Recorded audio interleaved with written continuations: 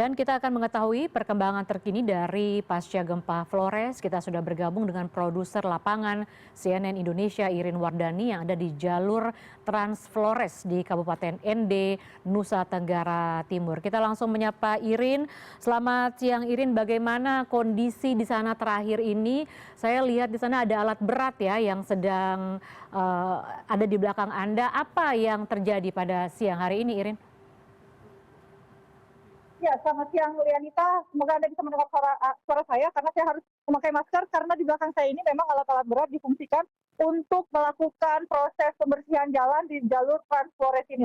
Sejak hari pertama, alat-alat berat ini didatangkan pada saat pasca gempa, bahkan beberapa jam setelah gempa terjadi di hari Sabtu kemarin, menurut petugas Dinas Pekerjaan Umum Provinsi Nusa Tenggara Timur mengatakan mereka langsung ditugaskan untuk langsung datang ke area atau ke jalur Trans Flores ini karena memang jalurnya putus sekali. Ya, ini saya akan mencoba memutar kamera saya seperti apa supaya Anda bisa melihat kondisi di jalur Trans Nusa seperti ini. Nah, ini mereka sedang beristirahat karena sedari pagi, Lianita, mereka sudah bekerja sejak pukul 7 pagi waktu Indonesia Tengah. Oh, untuk makanan, nah ini ada bantuan-bantuan yang datang melalui jalur Trans Flores ini. Jalur Trans Flores ini sangat penting bagi warga karena ini menghubungkan Ende, kemudian ke arah Nagekeo, Ngada, bahkan sampai ke Labuan Bajo. Nah, jalur yang putus ini, Lianita, adalah sepanjang, kalau tadi diinformasikan, ada 10 titik sepanjang 60 km dari Ende sini, jalurnya putus, dan memang warga yang akan melintas di jalur-jalur ini harus sangat berhati-hati. Seperti ini, tingginya bahkan jalur yang longsor, atau area yang longsor tingginya seperti ini, Lianita, dan tadi, Lianita, bahkan sempat terjadi gempa. Dan ketika kami mengecek jalur gempanya atau kekuatan gempanya itu sebesar 6,6 magnitudo. Kami mengecek melalui aplikasi besarnya sampai 6,6 magnitudo. Dan kemudian tadi malam sekitar pukul 1 dini hari 5,5. Jadi memang gempa-gempa susulan yang besarnya naik turun pasti sering terjadi. Ketika gempa terjadi, kami berada di lokasi sini, bahkan para petugas dinas PU itu harus mengambil resiko. Kalau tadi Anda sempat lihat di jalur bagian atas itu materialnya bukan batu, tapi pasir-pasir rapuh seperti itu dan debu-debu, sehingga memang ekskavator harus dioperasikan dengan sangat berhati-hati. Ketika gempa terjadi, ekskavator hampir meluncur, menukik turun seperti itu, dan kami sangat khawatir dengan para pekerja yang berada di dalam ekskavator dan juga di bagian bawah sini. Ada 3 ekskavator yang di area ini di kilometer 8400 areanya. Di sini ada sekitar 15 pekerja dari Dinas PU. Tidak hanya dari Dinas PU saja, tapi juga ada dari petugas telekomunikasi, provider telekomunikasi yang juga turut bekerja, Lianita, untuk memulihkan jalur-jalur komunikasi. Karena sebenarnya ketika kami berada di sini, komunikasi seluler dan juga komunikasi internet agak sedikit terhambat. Seperti itu. Jadi memang sejak hari pertama jalur komunikasi ini dipulihkan supaya komunikasi dari warga-warga terdampak yang berada di tidak hanya di Ende tapi di Nagekeo, Ngada, dan juga sampai ke Labuan Bajo itu bisa terhubung kembali, dan itu membutuhkan waktu. Mereka mengakui bahwa itu membutuhkan waktu yang sangat sangat, ya kalau kita bilang mereka bisa bilang bekerja cepat, mereka membutuhkan waktu dan juga membutuhkan tambahan personil lagi dan juga alat-alat berat, karena sekali lagi ada 10 titik yang ada di dari daerah jalur Trans Flores ini sampai ke Labuan Bajo, itu 10 titik yang baru berhasil bisa ditembus.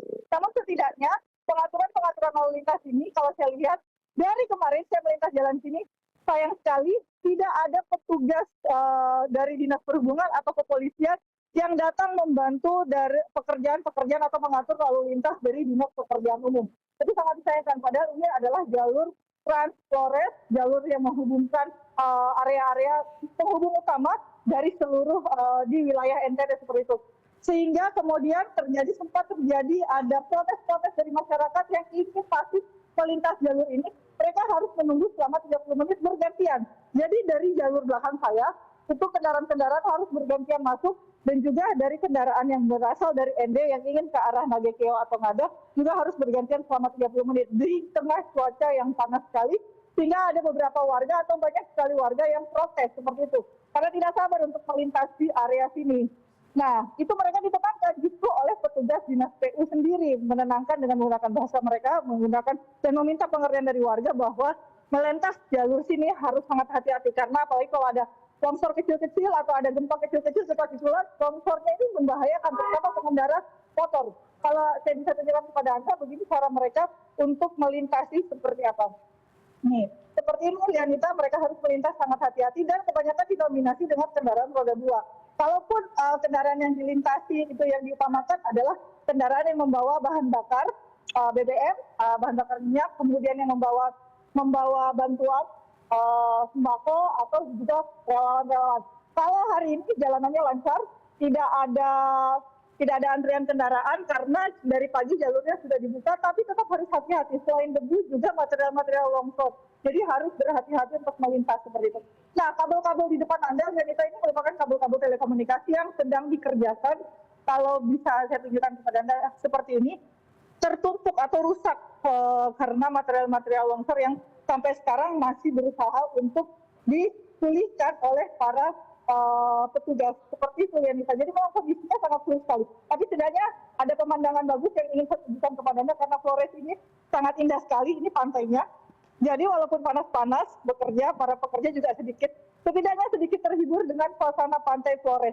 Nah, kalau saya kemarin melintas di daerah sini, Lianita, itu adalah menuju ke satu desa namanya Peo Zakarambat. Desa Peo Zakarambat ini adalah desa yang berada di paling atas, salah satu desa terdampak dan terisolir, dan hampir semua rumah di Peo Zakarambat itu rusak parah akibat gempa. Dan selama 5 hari mereka bertahan tanpa ada bantuan. Karena sekali lagi jalurnya seperti ini, dan juga menuju ke jalur Peo Zakarambat itu berliku dan berbatu-batu, sehingga mobil-mobil pengangkut bahan logistik pun itu sangat kesulitan, Lianita, untuk membawa logistik sehingga harus dilansir atau setidaknya satu-satu dengan menggunakan kendaraan roda 2 atau menggunakan mobil kabin 4x4 untuk membawa bantuan. Ketika bantuan datang, mereka dengan sangat tertib mendapatkan bantuan itu, mengantri satu persatu sembari didata kerusakan rumahnya seperti apa, karena memang ada skema-skema bantuan yang diberikan oleh pemerintah untuk membantu warga yang rumahnya mengalami kerusakan. Mulai dari rusak ringan, rusak berat, sedang hingga rusak berat. Ada beberapa skema. Kalau rusak ringan itu mendapatkan bantuan 15 juta, kalau rusak sedang mendapatkan 30 juta, dan kalau rusak berat mereka mendapatkan pilihan apakah akan mengambil dana tunggu hunian atau juga mengontrak rumah lain sembari rumahnya diperbaiki oleh pemerintah seperti itu.